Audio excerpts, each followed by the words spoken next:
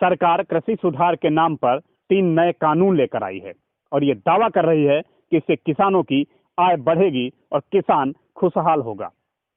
लेकिन किसान संगठन इसका विरोध कर रहे हैं और देश की राजधानी दिल्ली की सीमा पर डटे हुए हैं। नमस्कार, मैं हूं सौरभ द्विवेदी और जनाक्रोश पर आप सभी का एक बार फिर से स्वागत है।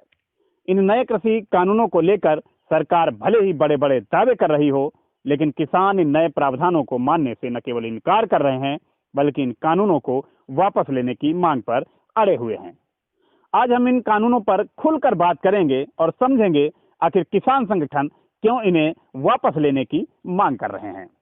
इन कानूनों के लागू होने से किसानों की कुछ आशंकाएं हैं, जैसे कि एमएसपी समाप्त हो जाएगी या फिर उसके कोई मायने नहीं रह जाएंगे। मंडियां समाप्त हो जाएंगी, जिससे किसानों के पास विकल्प की कमी हो जाएगी और मजबूरन उन्हें अपनी उपज बड़े बड़े उद्योगपतियों को औने पौने दामों में बेचनी पड़ेगी। इसके अलावा और भी कई अलग अलग आशंकाएं हैं। आज हम इन सब पर खुलकर बात करेंगे। हालांकि सरकार दावा कर रही है कि ना तो एमएसपी समाप्त होगी और ना ही मंडियां, लेकिन किसान संगठनों को सरकार के इन दावों पर जरा सा भी भरोसा नहीं है। सरकार दावा कर रही है कि ये तीनों कानून किसानों के लिए हितकर हैं, लेकिन स्पष्ट रूप से ये तीनों ही कानून उद्योगपतियों के लिए हितकारी प्रतीत होते हैं। कॉन्ट्रैक्ट फार्मिंग से बड़े किसानों का भले ही कुछ फायदा हो, लेकिन छोटे किसानों के लिए ये नुकसानदेह ही साबित होने वाला है। जाहिर सी बात है, कोई भी बड़ी कंपनी छोटे छोटे किसानों से अनुबंध क्यों करेगी? वो तो सीधे बड़े किसानों से अनुबंध करेगी, जहां से उसे भरपूर मात्रा में उपज मिल सके। और फिर छोटे किसान अपनी भूमि पर थोड़ी थोड़ी करके कई फसलें बोते हैं, जिससे उनकी जरूरतें पूरी होती हैं। अब उनको अपनी हर फसल बेचने के लिए अलग अलग कंपनी से अनुबंध करना पड़ेगा। मान लिया किसी छोटे किसान ने 50 किलो चना उपजाया, तो क्या कोई कंपनी उसे 50 किलो चना खरीदेगी? और बड़े किसान जब सीधे बड़ी बड़ी कंपनियों को ही अपनी उपज बेच देंगे, तो मंडी का कोई भी आड़ती उस छोटे किसान के 50 किलो चना को नहीं खरीदेगा। तो इस स्थिति में वो किसान क्या करेगा? भले ही उसे अपनी उपज देश के किसी भी कोने में बेचने की छूट हो, लेकिन वो 50 किलो चना लेकर बेचने कहां जाएगा? ऐसी छूट का उस किसान को तो फायदे के बजाय नुकसान ही होने वाला है। और ये चना तो एक उदाहरण मात्र है। देश में 75% से ज्यादा ऐसे ही छोटे किसान हैं, जिनसे न तो कोई कंपनी अनुबंध करेगी और ना ही वो अपनी फसल को खुले बाजार में बेच पाएंगे।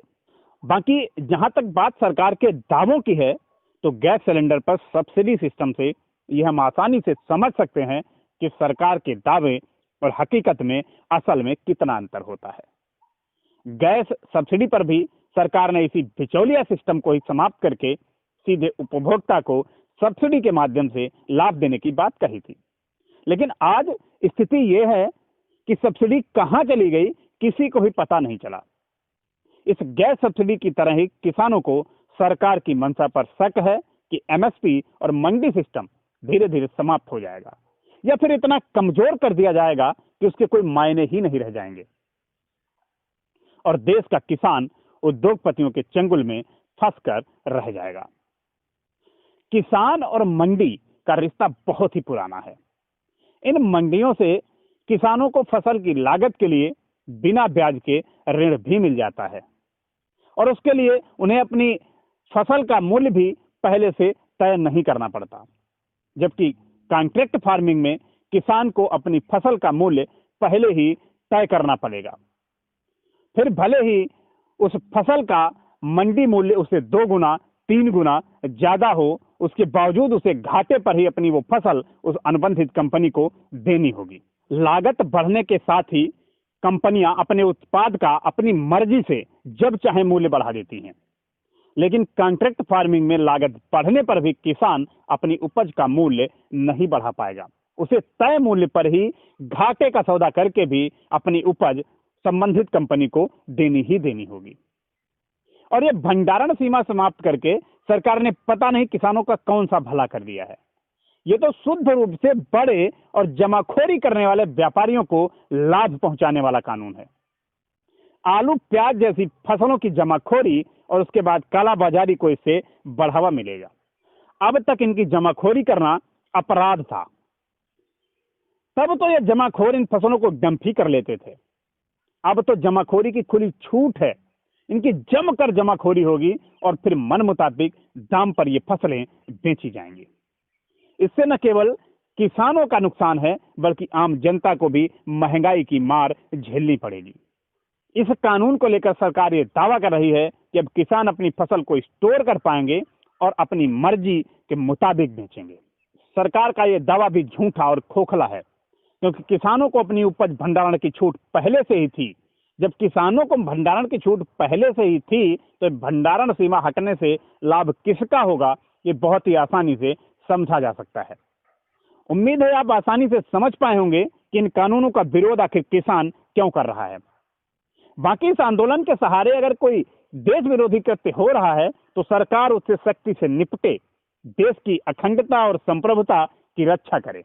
एक आम किसान देश की अखंडता और संप्रभुता के मुद्दों पर सरकार के साथ हमेशा खड़ा है, लेकिन इन कानूनों को लेकर सरकार को अपने रुख पर एक बार फिर से विचार करना चाहिए। धन्यवाद। सब्सक्राइब कीजिए हमारे चैनल जनाक्रोश को और घंटा बटन दबा लीजिए और पाइए सबसे पहले न्यूज वीडियो व्यूज के साथ हमारे चैनल पर।